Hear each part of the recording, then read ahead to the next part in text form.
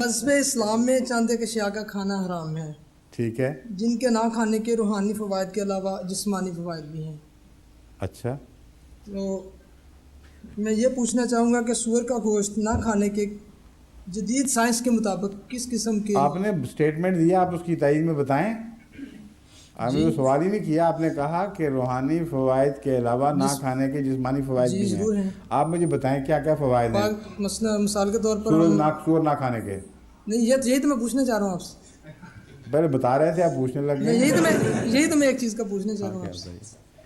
دیکھیں، سور کی گوشت کی بحث جو ہے، اس میں قرآن کریم نے جتنی بات بیان کی ہے اس حد تک رہیں، صرف نجس قرار دیا ہے. اس لحاظ سے نجس کی تلاش اگر آپ کریں گے تو صحت کی بحث نہیں آئے گی، کیونکہ صحت کی بحث جب اٹھاتے ہیں تو کئی اور جانور ہیں جو حرام نہیں ہیں، اس مخمصے میں پھنس جائیں گے کہ چربی فلاں کی کھائی جائے تو اس سے بھی دل کو تکلیف ہو سکتی ہے. یہ بھی کہہ سکتے ہیں کہ سور کا لین گوشت کھانے میں کیا حرج ہے، اس میں چربی نہ ہو تو پھر کیا نقصان ہے. اس لیے یہ بحثیں یوں ہی ذوقی بحثیں ہیں، ان میں کوئی ٹھوس بات نہیں ہے. یہ نارویجن اکثر یہ سوال پوچھتے ہیں. وہ بے شک پوچھیں، میرا جواب تو سن لیں. نجس فرمایا ہے. نجس کا مطلب ہے اس کی عادتیں بعض گندی ہیں اور ان عادتوں کے خلاف احتجاج ہے.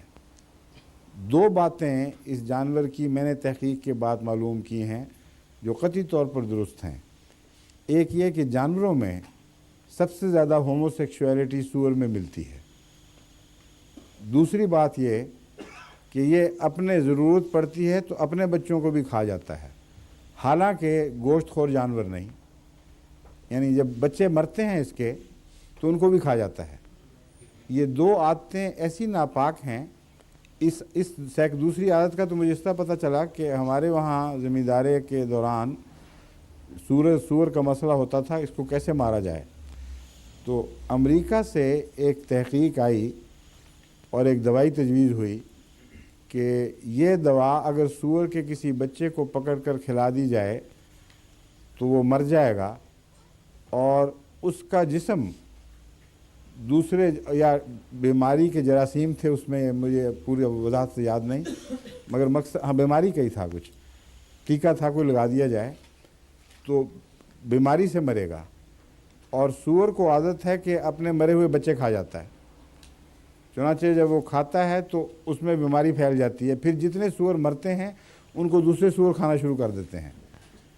تو یہ ایک نہایت مکروہ عادت جو عام اس کی روزمرہ کی فطرت یعنی عادت کے خلاف بات ہے.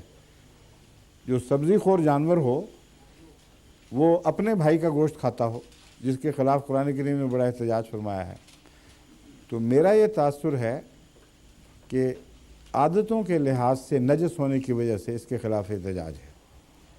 ایک دفعہ یونیورسٹی آف لنڈن میں 1956 میں یہ بحث چل پڑی. ہم کافی بریک کے بعد بیٹھے ہوئے تھے کافی روم میں، تو سارے اور لڑکیاں لڑکے سارے اسٹوڈنٹس اکٹھے تھے. تو ایک لڑکی نے اٹھ کے سوال کیا جب میں نے یہ بات سمجھائی کہ ہومو سیکشولیٹی میں نقصان کیا ہے. میں نے کہا تم نے میری بات ثابت کر دی کہ سور کھانے والے نقصان نہیں سمجھتے، اور یہی وجہ ہے کہ منع کیا گیا ہے. تم نے یہ سوال بجائے اس کے یہ کہتی ہیں کہ اس عادت کا انسان میں منتقل ہونا ممکن نہیں ہے گوشت کھانے سے. تم نے یہ کہہ کر کہ اس کا حرج کیا ہے یہ ثابت کر دیا کہ نجس عادت کھانے والوں کے اندر ایسی راسخ ہو جاتی ہے کہ وہ سمجھتے ہیں نقصان ہی کوئی نہیں. اور آج یہی بحث ان علاقوں میں اٹھی ہوئی ہے کہ اس چیز کا کیا فرق پڑتا ہے، اس سے تو منسٹر بھی مذہب کے بن سکتے ہیں، کوئی نقصان نہیں.